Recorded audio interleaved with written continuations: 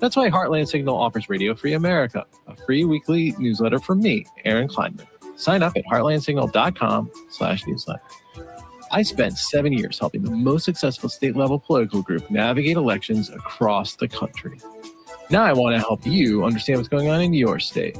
And I'll also have some funny stuff in there too, like Weird Al and Howard Stern, because let's face it, we could all use a laugh. So sign up for our free newsletter, Radio Free America. We never share or sell your email address, and you can unsubscribe at any time. Sign up now at heartlandsignal.com/newsletter.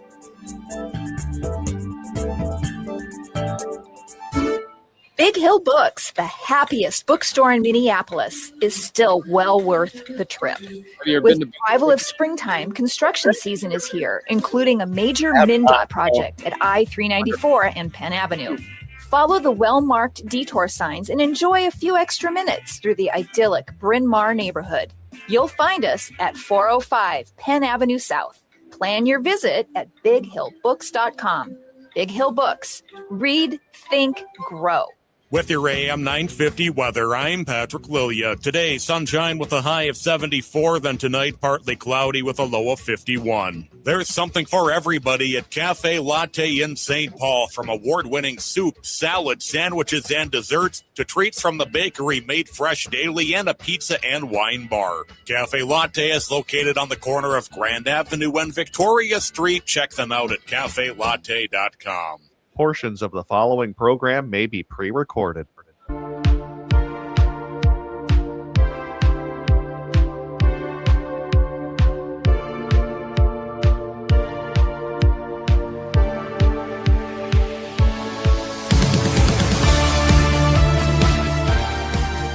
Hello, humans! Welcome back to the Illegal Trans Woman on AM 950 in the Twin Cities and CPT 820 AM in Chicago. Today's show is special. Well, of course, you're listening to me, Ellie Krug, the one and only. Today's show is special because we are broadcasting live in the Twin Cities from Golden Valley. Golden Valley. Thank you. My guest helps me out there. I'm always getting those confused. For our listeners in Chicago, you're going to be hearing this a couple of weeks late, but we have a Pride in Golden Valley, Minnesota, which is also about a mile from the headquarters of General Mills, the people that bring you Cheerios. And it is a lovely day here in Minnesota, blue sky, wonderful mint. And I am just here interviewing guests today. And we've got, as we always do, some news bites and some random acts to talk about. But I am now here checking my time and making sure that we have enough time with my very first guest, my dear friend, Christopher. Christopher, welcome to the Illegal Trans Woman. Thank you. Thanks for having me on your show. I'm thrilled to have you here. I really am. Thank you. So, Christopher, I'm wondering, you and I have known each other for several years, but we've never talked about the meaning of pride. So what does pride mean to you? Like coming to an event like this with thousands of people, hundreds of booths, what does it mean to you? Pride means to me, it's a celebration of all of our individual differences and similarities. But it's just a celebration of life. And that's why I like Pride. I think it's important for us to do every year because it reminds all of us of all of the different humans that are out there and that we all deserve love. Well, and we have plenty of humans right at this place, don't we? We do. We have seen straight and queer and very queer. We've seen furries. We've seen all kinds of folks. Yes. And that is the great thing about Pride, because it's a welcoming place. I mean, when you walk into a Pride event, how does it change for you in terms of like just walking off of a normal street? Ooh, how does it change? Just walking off. Well, for one thing, there are rainbows everywhere, and who doesn't love rainbows? And then you see so many different humans walking down the street that you don't normally see every day, and it's just a big celebration. So it is a big celebration of humanity, right? Of the spectrum spectrum of gender, the spectrum of sexuality, Yeah. spectrum of all of us attempting to survive the human condition. You know, it really is. How about tell us about your first Pride? What was it like for you? And were you out when you went to your first Pride? How Yeah. long ago was it? Gosh, I want to say it was probably 1990. Well, we're in the 1900s. Going back to the 1900s, people. I think it was 1998 was probably my first Pride. Okay. I just moved to the Twin Cities. I was out. I moved here with a boyfriend. And it was rather emotional watching the parade. So this is Pride in Minneapolis. So I attended the Minneapolis Gay Pride Parade, and what really choked me up was seeing the P flag in the parade there. So for listeners, PFLAG is Parents and Friends of Lesbian and Gays. Ellie, Yeah. don't screw that up. Okay. Okay. Why was that so emotional for you? It was just emotional to be able to see parents that supported their children and loved on them, even though they were different. Because coming out wasn't the easiest thing for me. It wasn't super hard either. And my parents still loved on me, but my mom's reaction was she cried. Right. She was doing dishes and she cried, and she was like, I'm like, Mom, why are you crying? She's like, well, I don't want you to die from AIDS. And I was like, okay. And my Well, dad, and that was a very real yeah, fear, even into the late 90s, because of the AIDS epidemic and trying to get a handle on HIV and trying to come up with the right drugs, the right drug combination. Of course, today it's an absolute manageable kind of health condition. But Mhm. back then, I mean, I saw a statistic, I think that we lost 300,000 gay men to the AIDS epidemic. So go on. Yeah. Right. And then my dad and I got into a little scuffle over it. But he came around, and Yep. he loves my husband, and we're going golfing with him tomorrow. And then when I told my grandma, that was really hard for me because I wasn't sure if she was going to be accepting or not. Mhm. And she was. She's like, "Oh, honey, I knew." And I was like, "Okay." She said, "But let's not tell your grandpa." And I think grandpa knew, because anytime my husband didn't come with me to the farm, he'd always ask, "Where's the undertaker?" Because my husband works in the funeral business. He's like, Right. "How come the undertaker's not here, Christopher?" Did he know that you were married No, we weren't married at that point? at that point. Okay. All Yep. right. Okay. Yeah. So I wanted to have you on because I adore you. Well, And, thank you. I adore you too. you and I have done some wonderful things together, like kayaking on a Minnesota lake. So much fun. We had a lot of great conversations. We did. Yeah. Actually, there's something about being on the lake, with just, you've got the action of having to row or oar, and, not row, but oar. And Yeah. it does help open people up. But I wanted to talk with you because apart from all of that, and this is hard for me to ask, but you knew I was going to ask it because I have put it in some preview for our conversation. Yes. But it's not a given that gay men hmm would be close to a transgender woman, particularly one who is, I think I'm close to being old enough to be your mother. And it's not, so we have the age thing, but we also have the difference, because in the, trans community, there's been some backlash from gay and lesbian folks. I mean, that's just the way the reality is. Yeah. So what is it about our friendship? What is it about you and your husband and some other very close friends that we were with? What is it about that allows our friendship to flourish? I think just because you're an awesome person. I don't even consider. I obviously know that you're trans. You're a trans woman, but that doesn't even come into play in my psyche, in my brain. I just love you as a human, and as a friend, and as an amazing woman. Oh, Yeah, thank you, Christopher. you're welcome. You rehearsed that very well when we did that 3 minutes ago. There was no rehearsal, people. That came from the heart. I know it. Well, particularly now with what's going on in America with transgender people, I think that it's so incredibly important that trans folks have all kinds of friends, all kinds of allies, all kinds of people loving us. Mm-hmm. It's just incredibly important. It's always important. But right now with what's going on, it is incredibly important for us. Yeah, it is. And I harp at times about what it means to be trans in America, and I hope I don't bore you when I do that, or Not at all. or tell you too much about it. Okay. No, not at all. But you see me stress, right? Mm-hmm. I do. You know that Yes. I'm a pretty strong person generally. Okay? Yes. Yep. But you see me stress, and and then do you worry as a gay man that the trans people are just the front line? Absolutely. Absolutely.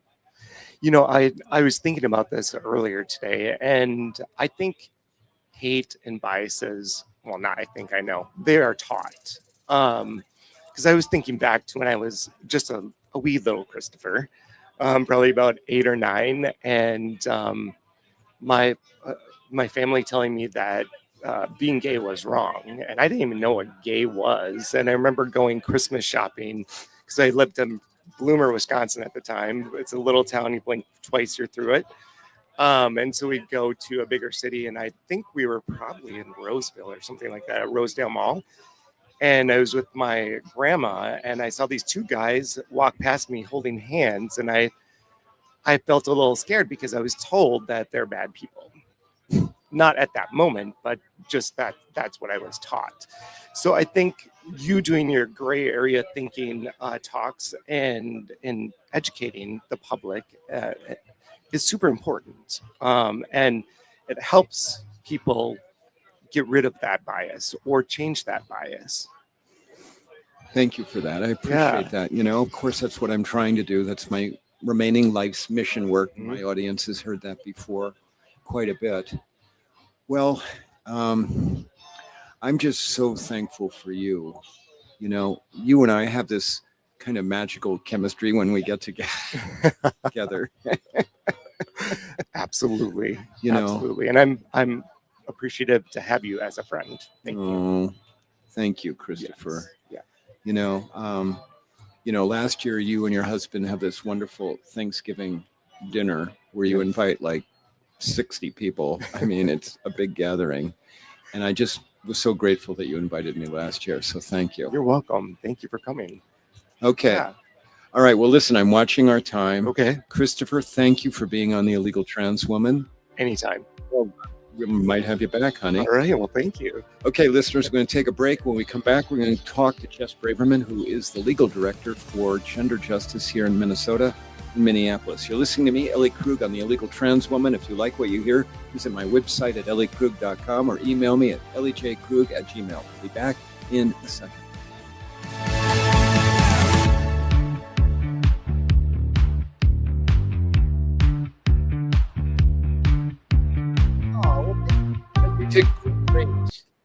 Really did, baby. On Saturday, June 27th at 11 a.m., Megan and I are broadcasting live from the AM 950 booth at Twin Cities Pride. We're diving into local housing policy with guests from Housing in Action and the Yes to Homes Coalition. We'll be breaking down the state legislation that didn't pass this session, but is absolutely coming back next year. Come say hi to the Rec Show crew, June 27th at the tent, or tune in live. Happy Pride, everyone. Hey, it's Patrick for Zero Res. Summer is here and Zero Res has the best deal of the summer on tap just for you right now. School's going to be out if it's not out already, and maybe you're having a graduation party at your house or a summer celebration with friends and family. Don't let rising gas prices stop you from having a clean, healthy home. Zero Res is keeping comfort affordable with powerful cleaning at a price families can feel good about. Get things off on the right foot this summer with Zero Res's big summer savings. Get 3 rooms of carpet clean starting at just $149 plus $599 for a whole system air duct cleaning. Call 9520-RES or go to ZeroResMinnesota.com and say you want the AM 950 special. Backward or forward spells the same. Zero Res.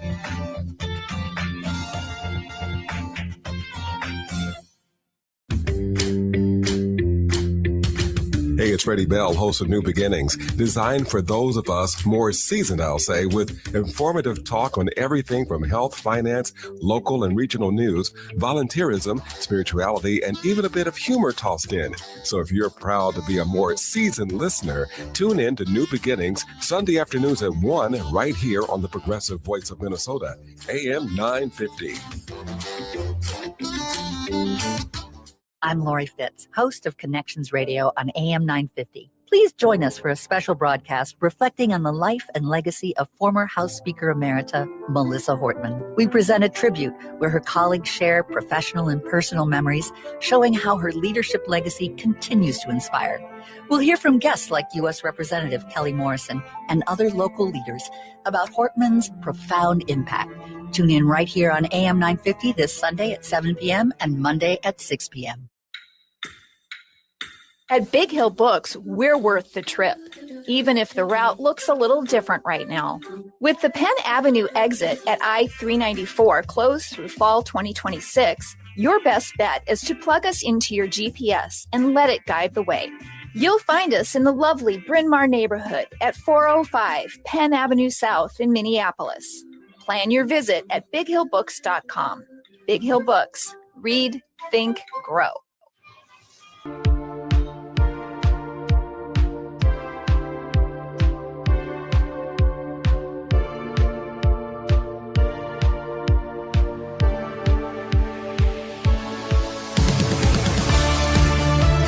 And we're back.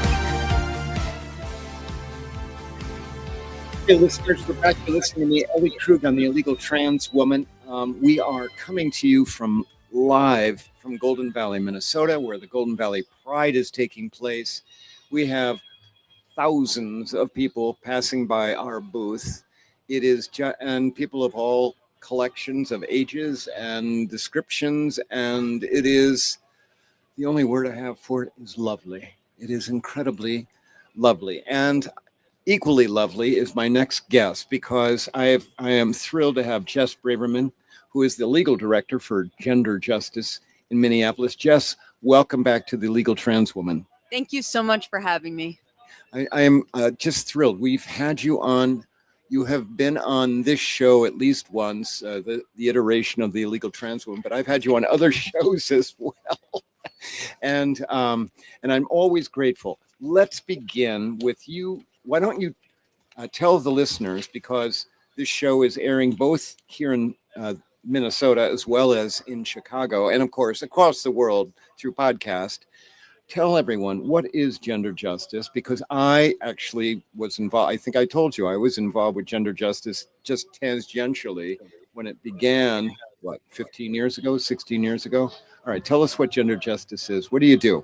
Gender Justice is a nonprofit legal and advocacy organization here in Minnesota. So we advocate through the law. We'll bring lawsuits. We promote transgender rights and other LGBT rights broadly, abortion rights, pregnancy rights, constitutional protections, and things along those lines. We also do advocacy. We deal with legislation. We're promoting an inclusive and broad equal rights amendment. So we just do a lot of stuff here in Minnesota around bodily autonomy, pregnancy rights, LGBT rights, and things of that nature. Okay. And I remember when it was just 2 people. Yes. Okay. How big are you now? How big is the organization now?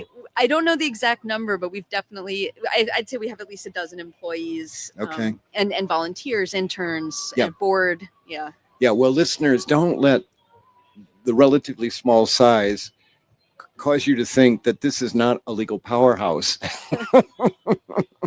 Because Gender Justice, you have, the most recent fantastic transgender victory that I'm aware of in the court system came last year. And you want to talk about that? Is it the powerlifting? Yeah, the powerlifting case. So Minnesota is the first state in the country actually to have a statewide discrimination law that expressly protects transgender people. Hooray. But it's still taken so long to get courts to recognize what that means. And so recently we brought a case where transgender women were barred from competing in women's events, particularly powerlifting. We brought a discrimination case. It made its way up to the Minnesota Supreme Court, and we won. The court determined that they discriminated against our client in public accommodations based on the fact that she is transgender, and that's illegal in Minnesota, which is just huge. We were just ecstatic by that win. It was a really great win. It was, and and you're going to be making more law, I have no doubt, as we go forward. So let's talk about. Because I just had Christopher on and asking about how significant, how important was Pride? What does Pride mean to him? Okay. And can you tell us, what does Pride mean to you? That's something that I think has changed for me over the years. What I can say it means now is, authenticity, I think, is a huge part of it. For me, it's being able to be your authentic self and not be so worried about what other people think about you. Are you fitting into a certain box? Are you fitting into a certain category? And so so for me, Pride it's about authenticity. Right now, we're obviously in a time where there's a lot of backlash. And so understated. Yes. And so I would say, it's authenticity plus. Like it's not something you can take for granted, authenticity, right? There's a lot of pressure to fit into certain boxes and whatever that looks like for people. Sometimes for people, it's a pressure to be straight, even if you're not, a pressure to be cisgender, even if you're not. And I think for me, Pride is like taking off that pressure and saying like, who am I? And if I don't know, like, that's okay too. Right. That for me is Pride currently. Okay. The ambiguity is just fine. It's just fine. Yes. Absolutely. Yes. So tell me, what was you have East Coast roots. Yep. You have been not only a national traveler legally and in your professional career, you have wonderful credentials academically. Tell me, what was your first Pride and what did it feel like for you to go to it? It's a really funny question because my first Pride, I think it must have been the Dyke March in 1999, which was a more political alternative to Pride. But I was part of it accidentally. So where was that? That was in New York City. Okay. I'm from the Bronx originally, and I was with my girlfriend at the time. We were about 16. In 1999. 16. Yeah. And it was 1999. And we were just walking. We were like, what is this? And then we were like, oh, it's the Dyke March. I've heard of this. And so we were actually trying to get past it. Like we watched it for a bit, but then the police were trying to keep like order, and so we got kind of pushed into it by the police. Like the NYPD forced us to march in the Dyke March. And we were trying to explain to them, no, we're just trying to cross the street. And so we had to go actually a couple blocks. And so I don't even know what to make of that story, but it stands out in my memory. It was definitely my first Pride event that I went to. And it was just cool seeing all those people who identified at the time as, I belong in the Dyke March, just seeing people who felt like that's where they belonged, walking along the streets, feeling not alone. I mean, even in New York City in 1999, it wasn't easy. It wasn't common. It's not like, I think people have this idea, oh, you grew up in New York City, it must have been so easy. Like, no, it came with its own struggle. So it was really just a cool thing to run into and then to be forced to be a part of until we made our way to the subway. So. I'm thinking about the stories about these poor children being forced to be transgender. by the NYPD, by the New York Police Department. Well, that's just great. That's just great. Well, so one of the things I wanted to talk with you about, because you have this wonderful legal background and you are grounded. I mean, you have the East Coast perspective of things. And you and I know that within the alphabet, the LGBTQ plus alphabet, the T's have not necessarily always enjoyed the same degree of respect, the same degree of acceptability. And I'm remembering, okay, because, with Marsha P. Johnson, we had some other, Sylvia Rivera, some incredible trans women at Stonewall, okay, throwing the bricks, okay, rallying the crowds, helping Stonewall to happen in June of 1969. and so they were on the forefront. But as you know, as I reminded you, I mean, trans people weren't allowed to march in the first Pride Parade in New York City. So tell me, with that history, okay, how do you see things playing out today? Because you and I both know back in 2000, early 2000s, when the Employment Non-Discrimination Act was coming, you know, trans people were kicked out of that. I mean, that's not that long ago if you're transgender, okay? So give me your take on where things might stand now. Give me both your like social but your legal kind of take about that. This is such a great question. I think one thing to keep in mind is there's no monolith, right? Like I definitely had friends who identified as lesbian, gay, but not transgender, supporting transgender rights. So, it's not like everybody was against it, but sure. I would say, the moneyed groups, the groups with power, the groups who could move things. The Barney Franks.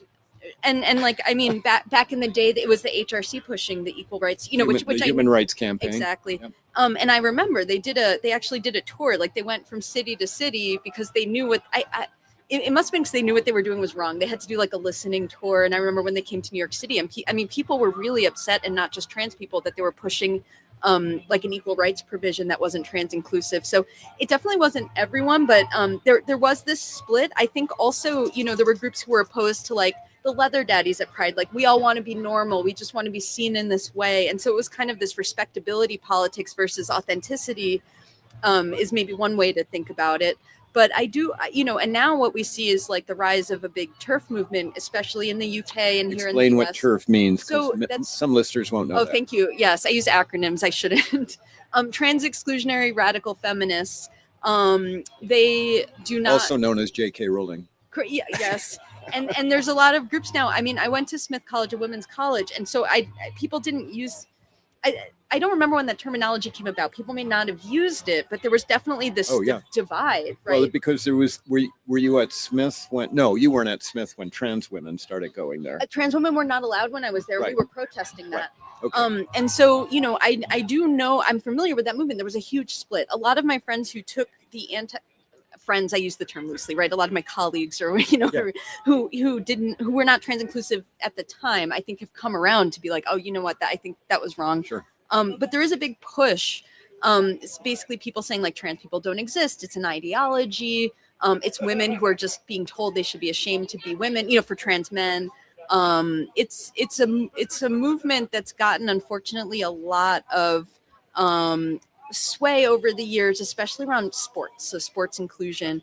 We, at Gender Justice, we believe that there is no feminism, there is no gender liberation that doesn't include trans liberation. Like, it's just not possible. You could game it out any which way, right? I'm a lawyer, so I speak in logical terms, which is why I say game it out, right? But that's just how my mind works. There's no way I can game this out and say like, yeah, we can have like some sort of liberation without trans liberation. In my view, it's just not possible, right? Because if I don't know, let's say I don't know if I'm trans or not, like I need room to explore that. I don't need someone telling me just be proud to be a woman. It's like, okay, maybe I'm proud to be a woman, but like, okay, but I still need to explore like, what is this piece of me that's not comfortable? How can I be more authentic? Because that's what human authenticity is all about. Yes. And so, the pressure to be a certain way, to have your body look a certain way, that harms all of us. The pressure to say like, you can't have a job if you look this way, or if you are this way, right? I just don't see a way that doesn't harm everyone. And so I think the TERF ideology to me is wrong. It's harmful and it takes us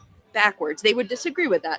But I just I don't see a future where that gets us anywhere good. So. Well, and I wasn't kidding about J.K. Rowling, because she is such a powerful voice, certainly in the literary world, but she's got a lot of money, and she has, I did a piece a couple weeks ago about what was going on in the UK about trans people. I mean, they're forcing all trans kids to, who are on gender affirming care to detransition. They're taking away the GAC, and they're forcing trans women like Ellie Krug to use the men's restroom. I mean, but J.K. Rowling has had a lot to do with that in the TERF movement.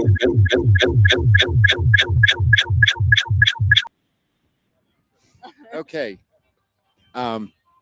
I'm not hearing anything in the headset. Okay. All right. Thank you very much. Sorry about those technical difficulties. Listeners, this is what happens when we are live outside, because you're also hearing music, and that's not background feed music. It's because they're having a jazz concert. Yeah. We need to tell them, stop having a good time at Pride. We're trying to do a taping here. we can walk and chew gum. We can. But a lot of the turf movement is being influenced by what's going on in England, in the UK. And so where do you see this headed, though, Jess? Because the Trump administration is barreling full steam to go after my community, okay, to go after trans people. I mean, the segment that's going to follow this, I'm going to talk about how, of all places, the Cleveland Clinic has gone backwards and given in. And so where do you see it ending for the community? I mean, what I'd like to think is that this is temporary. It's a desperate, there's been a lot of, there has been progress. And I think this is a temporary grasp at like bringing back that power towards a traditional white Christian nationalist framework, which is a framework that revolves around Christianity, it revolves around traditional gender roles. Cisgender. It's very Great. white, at the forefront. And so I think this is just, it's a desperate grab. And when they have the power, they're doing what they can to make people's lives absolutely miserable and hard. What I hope, and when I do this work, right? Like we litigate, we fight, we advocate. Yep. And what I have to think when I'm doing this is this can change. This is not an inevitable trajectory. This is not forever. And if I didn't believe that, I don't know that I could do the work I'm doing. And so I think that this is, it's transitory. Transitory. I hope, the harm is going to be long lasting. This isn't something that you just forget and move on, but I do think that things are going to turn. It's about who has the power. And right now, people who are really afraid of authenticity, who are really afraid of people expressing themselves and, just being, they're afraid to lose their grasp on power, and they're clinging to it so desperately, and it's having just a terrible impact on people. Terrible. I mean, my listeners have listened to me. I mean, the whole reason this show exists, which was created on a week after Donald Trump was elected for the second time as president, my listeners have heard even Ellie Krug, lawyer. I've got, years of therapy. Okay. Trust me. I'm a pretty tough nut. Yeah. But even I am at times despondent about what the news that's coming out of, DC, the news that's coming out of other places, the news that's coming out of frickin' Texas. My God. Yeah. Okay, so let's talk and shift a little bit about the mechanism, one of the mechanisms that the Trump administration is using, which is the power of the purse, the dollar, withholding federal funds. Right, okay? which is really Congress who has the power of the purse. But what's Congress? Right, correct. Right. So what are you hearing in your, because you on listservs, you got your legal circles going on. What are you hearing about how bad this is going to get? Maybe we should lay the foundation about how do they do this with the money? So how is the Trump administration barreling down on the trans community, trans allies using money? So one thing they're trying to do is it's even more extreme than what they do in the abortion context. So in the abortion context, they have rules in place like you can't use federal dollars for abortion care. But a hospital, let's say, that has abortion going on in the hospital, they can't use federal dollars for that. Right, but the hospital can still exist. It can still get Medicaid and Correct. Medicare fund for Correct. every eligible procedures for everything. Yeah, correct. For gender affirming care, particularly for adolescents, the administration is trying to make it so that if you do these, if you provide this medical care, you just can't get federal funding. So it's not even like what you spend it on; it's you can't have it. And this leads to, this is basically threatening the collapse of hospitals. And in a time where, let's say, like rural healthcare, right, is so hard to come by, they're threatening to withhold money and not to like infuse hospitals with money. It's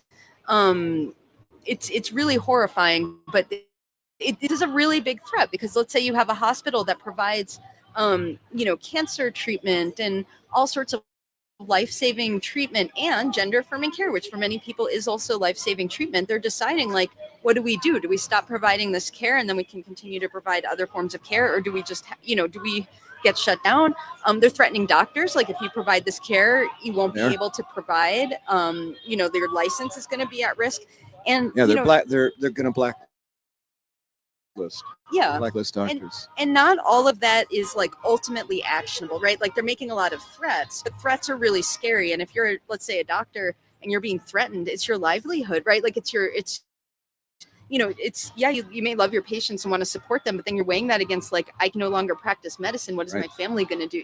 And I got $300,000, $400,000 in, college bills. Right. So, I'm on a school board. Yep. And I'm we just got done doing our preliminary budget, kind of thing, because cyclical, the school board's approving budgets and all that. Well, there's $2.5 million.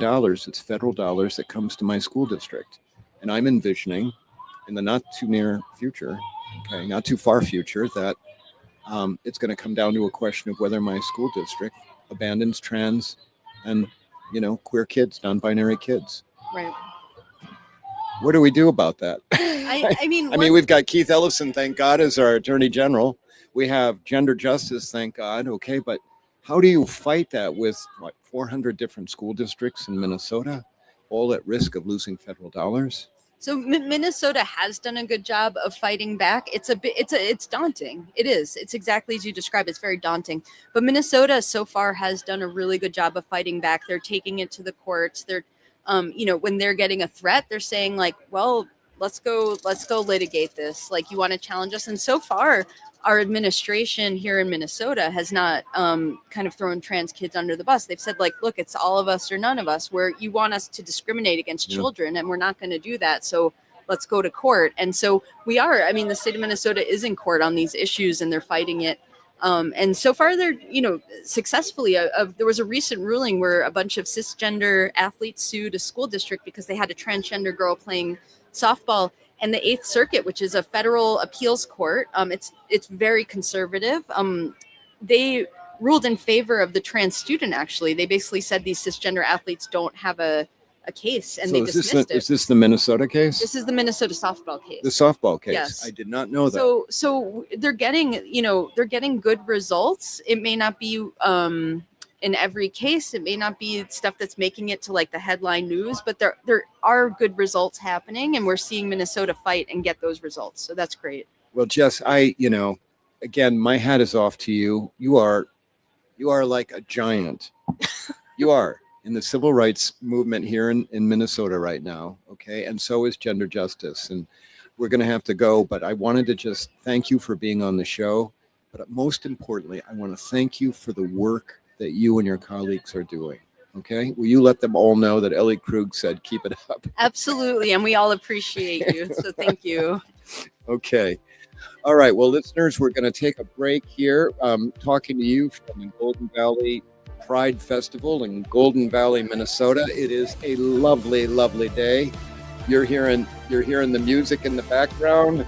It is just, and we're near a rainbow balloon. Rainbow balloon arch.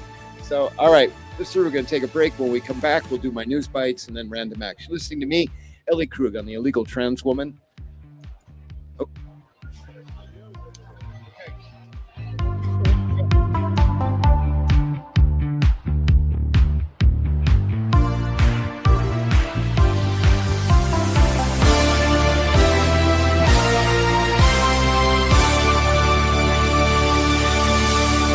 Next time on Philosophy Talk, Merleau-Ponty and perception. Maurice Merleau-Ponty was a French philosopher who said our perception is structured. We always impose order on the world. If I see colors and shapes, though, isn't that just, I don't know, blooming, buzzing confusion? Nah, you're seeing colors and shapes. That's already a way of organizing your visual field. If everything's so organized, why can't I clear out my inbox?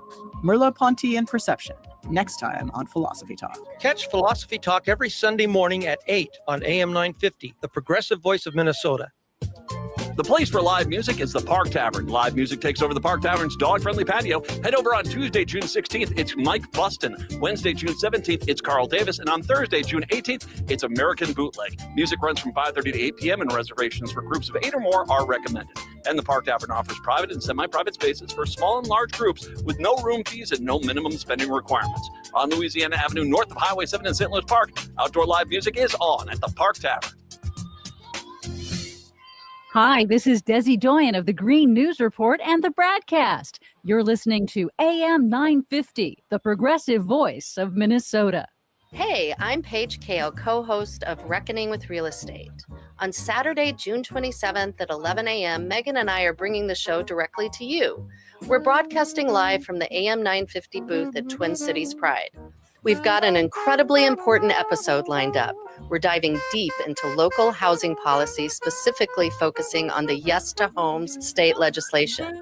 If you haven't heard of it, the Yes to Homes movement is a massive push to legalize more housing options across the state. It's all about cutting through the red tape, updating restrictive zoning laws, and building the diverse housing our communities desperately need. The bill didn't pass this legislative session, but the fight isn't over. It will absolutely be back next year. To break it all down, we're sitting down with special guests from Housing in Action and the Yes to Homes Coalition. Come say hi to the Rec Show crew at the AM 950 Pride Tent on Saturday, June 27th, or tune in live. Happy Pride, everyone. At Planned Parenthood, they believe everyone deserves health care that respects their identity and their personal decisions. Whether you need gender-affirming care, STI testing, birth control, or an expert to answer your sexual health questions, they're here for you. They even offer select primary care. Many of Planned Parenthood's services are available by telehealth, or you can visit any of their 10 Minnesota health centers. You can learn more about Planned Parenthood's healthcare, educational programming, and advocacy work at ppncs.org or find them at Twin Cities Pride.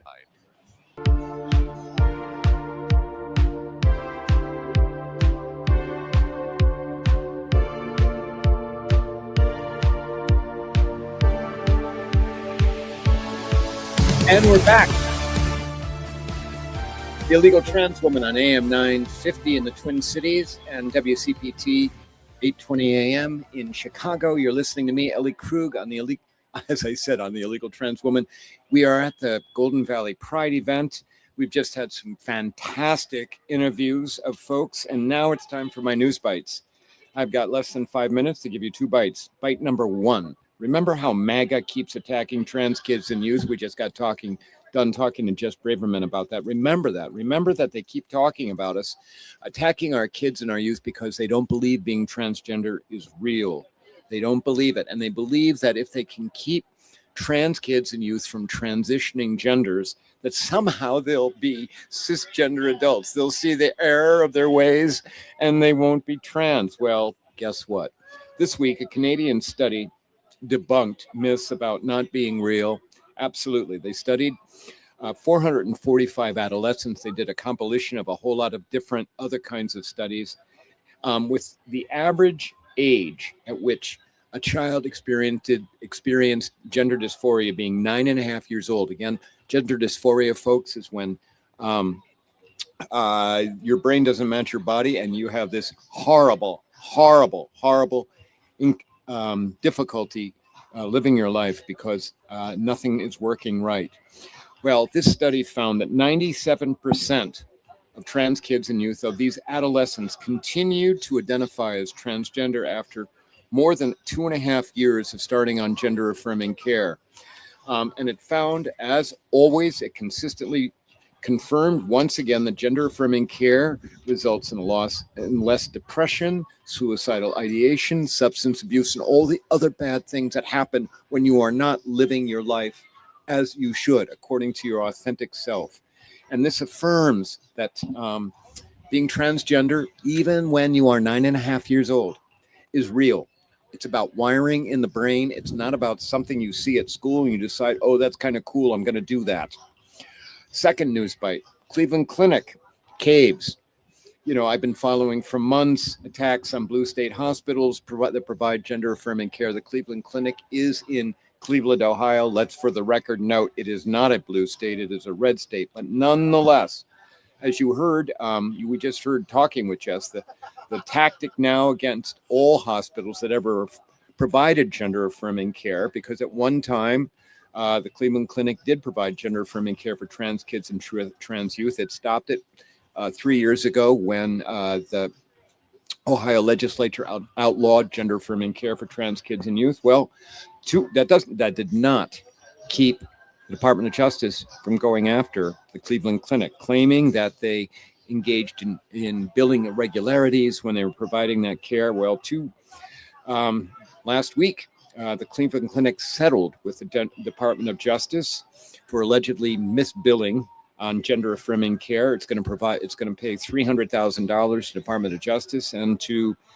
the Attorney General in Ohio. But most importantly, it's going to create this thing called a detransition clinic. Apparently, to help all of the millions of transgender people who realize everything is wrong and they detransition, which does not happen. The percentage is incredibly small about regret. In fact, far more people regret having knee surgery or hip surgery or shoulder surgery or any other kind of surgery than regret going through gender-affirming care. As reported in The Advocate, not only did the Cleveland Clinic, which, by the way, is probably in this country second most remarkable compared to the, right after the Mayo Clinic, not only that, but that Cleveland Clinic had to fire 5 physicians who had engaged in gender-affirming care. This is horrible. This is a sign of more things coming, just as I talked with Jess. It is the kind of thing that I am on this show for advocating against for my community. We're going to take a break. When we come back, I've got some random acts for you, 2 of them I think that you'll enjoy. We're going to take a break. This is a legal trans woman from Golden Valley Pride.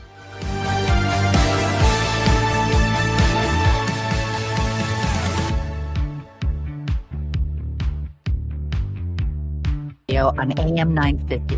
Please join us for a special broadcast reflecting on the life and legacy of former House Speaker Emerita Melissa Hortman. We present a tribute where her colleagues share professional and personal memories, showing how her leadership legacy continues to inspire. We'll hear from guests like U.S. Representative Kelly Morrison and other local leaders about Hortman's profound impact.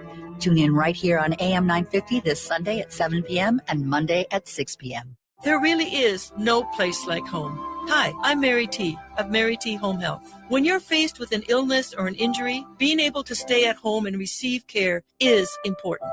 Our home health offers a wide range of services, including skilled nursing, physical, occupational, and speech therapies, aides, homemakers, in-home respite care, and 24/7 live-in care. We'll work closely with your primary care provider to come up with an individualized plan for you. Learn more today at marytinc.com. Greg Bakken here. I've told you about the out-of-the-world roast beef sandwiches at Maverick's Real Roast Beef, but I haven't told you about their Philly steak sandwiches, turkey bacon avocado sandwich, BLT, crispy chicken, fish sandwiches, brisket, or pulled pork. Okay, you get the idea. They make a lot of delicious food to the same standard as their famous roast beef sandwiches, and now I'm starving.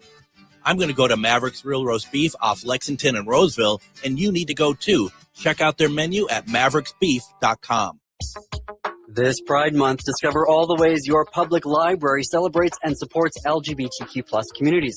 Visit MELSA at booth 212 during the Twin Cities Pride Festival, June 27th and 28th in Loring Park. Share your favorite LGBTQ+ reads, browse recommendations from fellow attendees, pick up free buttons and bookmarks, and connect with local librarians. Explore the Metro Pride book list featuring books for all ages and identities. Find your next great read and learn more at melsa.org/pride-booklist. Your stuff tells a story. I'm Colleen Waterston, host of Sorting Through Life on AM 950 Radio. As a professional organizer and the daughter of a funeral director, I've seen how closely our belongings are tied to memory, identity, and legacy. Each week, we'll tackle clutter, life transitions, and practical ways to create calmer, more intentional spaces. Join me Sundays at noon for conversations that are thoughtful, honest, and surprisingly uplifting. Sorting Through Life, Sundays at noon on AM 950. You built this life. Every single piece. Your business, your home, your people, biological chosen or both. You didn't get here by leaving things to chance. At Schroman Law, we're an all-women firm designing legal frameworks as sophisticated as the life you've built. Autonomy architecture built for you. SchromenLaw.com. That's SCHROMEN law.com.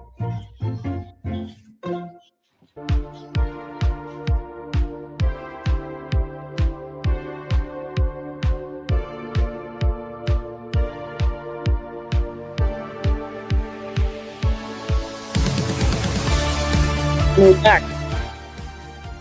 Ellie Krug with the Illegal Trans Woman, transmitting to you, airing live from Golden Valley Pride in Golden Valley, Minnesota, a suburb of the Twin Cities. I am thrilled to be able to talk to you about two random acts. Random act number one. Now, you heard from me last week that I took a road trip to Omaha and Lincoln to speak at a couple of churches and then at a law firm to do my gray area thinking.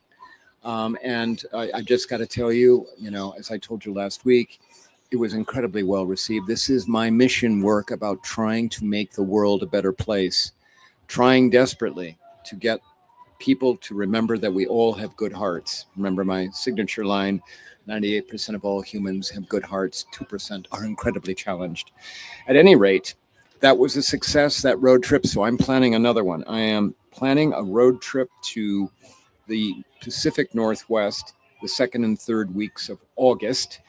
That's going to take me several thousand miles by car. I can't wait to do it. I love driving. And so I'm going to try. I'm organizing right now. I've already heard from a church in Boise. I'm going to organize and try and speak at a number of places along that way. Listeners, if you have any contacts with a church, a nonprofit, maybe a business that's brave out in the Pacific Northwest or the near West, share my name with them, okay? And share my email, ellieJkrug@gmail.com. I'd love to connect with them. That was random act number one. Random act number two. I told you last week that I became a grandparent. Just so wonderful. Well, I got to meet my granddaughter a week ago today. And let me just tell you, it was a wonderful, wonderful, wonderful experience. Just people, I can't, just to be able to see my daughter so happy, and her partner so very happy about having this little, beautiful Asian-looking girl, because my daughter is Korean, being able to see this black-haired, because we're talking a lot of hair, and me able to hold her, one of the just great, great experiences of my life. But you know what? I live in a neighborhood that on a cul-de-sac in houses that are called villas, which means, that's code word for old people who are retired. And so throughout the neighborhood are all retired folks. And so they're thrilled for me. So one of my neighbors gave me a picture of my granddaughter, in a picture frame, which totally caused me to cry. I had another neighbor who stopped by last night with books.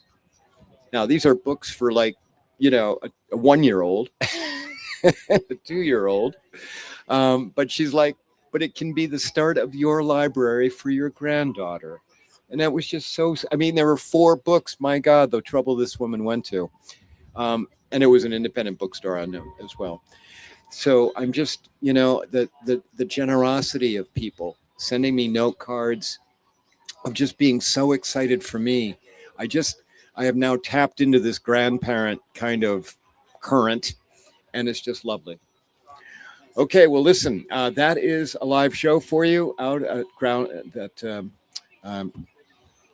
Golden Valley Pride. Thank you. Keep stumbling on that, Ellie Krug. Let's get that down. Big thanks to my producer, Brett, because Brett's been doing a lot of work on this show.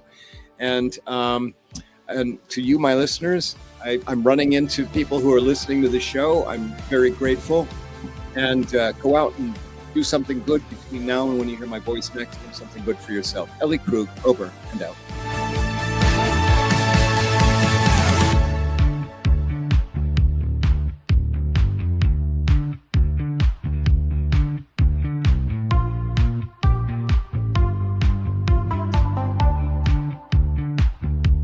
Hey, Minnesota, it's your favorite sexy liberal. Join me and my fellow cohorts in liberal justice weekdays from 8 to 11 on AM 950 KTNF, St. Louis Park, Minneapolis, St. Paul, the progressive voice of Minnesota. This Pride Month, discover all the ways your public library celebrates and supports LGBTQ plus communities. Visit MELSA at booth 212 during the Twin Cities Pride Festival, June 27th and 28th in Loring Park. Share your favorite LGBTQ plus reads, browse recommendations from fellow attendees, pick up free buttons and bookmarks, and connect with local librarians. Explore the Metro Pride book list featuring books for all ages and identities. Find your next great read and learn more at melsa.org/pride-booklist. Hi, I'm Colleen Waterston, host of Sorting Through Life on AM 950 Radio. As a professional organizer and the daughter of a funeral director, I've learned that our homes, our memories, and our emotions are more connected than we realize. Each week, we'll talk about decluttering, legacy, life transitions, and creating spaces that support peace of mind and help us live more intentionally. Join me Sundays at noon for Sorting Through Life, because sometimes clearing space helps us move forward inside and out. It's Brad Friedman, host of the Bradcast.